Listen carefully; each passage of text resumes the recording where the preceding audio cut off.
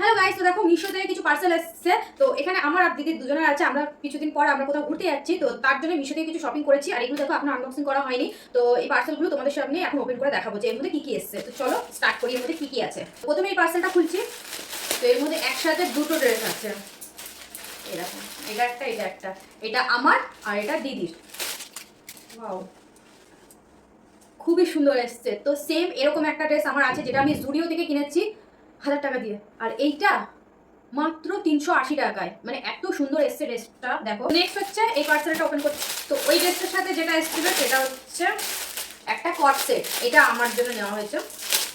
তো এই যে এই কট সেটটা অর্ডার করা হয়েছে। এর আগে আমি কট সেট পরেছি, ভীষণ কমফোর্টেবল। দেখো এবার এই প্রিন্টটা নিয়েছি, এটা কটনের উপর আছে। আর সেম এরকম মানে প্রিন্টটা আলাদা, এটা আমার দিদি নিয়েছে। কালারটা খুব সুন্দর লাগছে, পার্পল কালার। তো আরো যে পার্সেলগুলো রয়েছে সেটা তোমাদের সাথে নেক্সট ভিডিওতে শেয়ার করছি।